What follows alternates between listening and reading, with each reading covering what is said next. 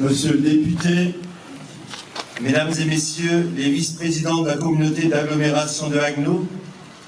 Mesdames et Messieurs les maires, adjoints aux maires et conseillers municipaux,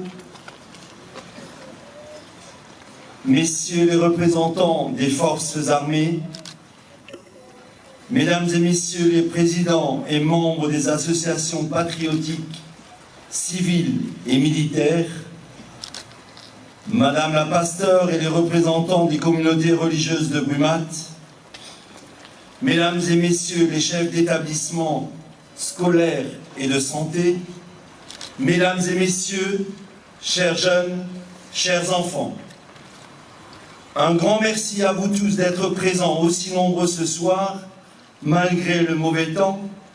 pour nous donner ou pour donner toute sa solennité à cette cérémonie du 100e anniversaire de l'armistice de la Grande Guerre,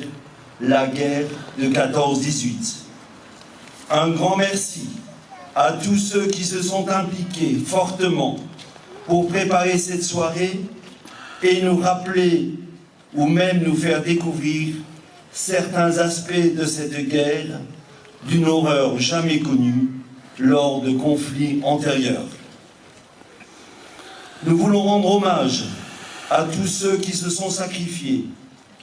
pour nous préserver et nous donner paix et liberté, deux valeurs essentielles pour notre société. Tout armistice est retour à la paix, mais une paix fragile qu'il faut affermir jour après jour. Ainsi, au lendemain de l'armistice de ce 11 novembre 1918, si la paix était acquise pour la France, l'Alsace a continué à souffrir et le maintien de cette paix n'était pas acquise d'avance. Comment devenir ou redevenir français après 48 années de gouvernance et de nationalité allemande?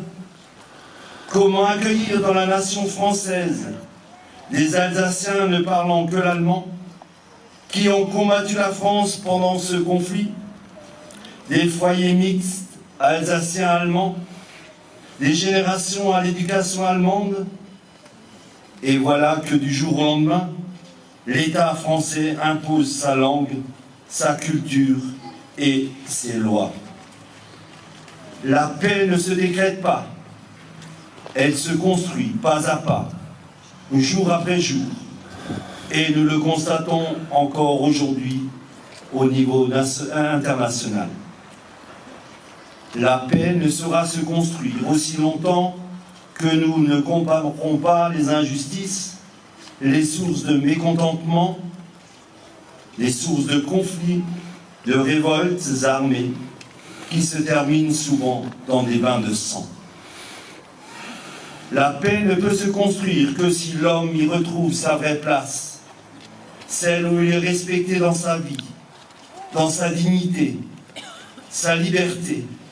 sa couleur de peau, ses convictions religieuses. Aussi avons-nous, jour après jour, à faire cet effort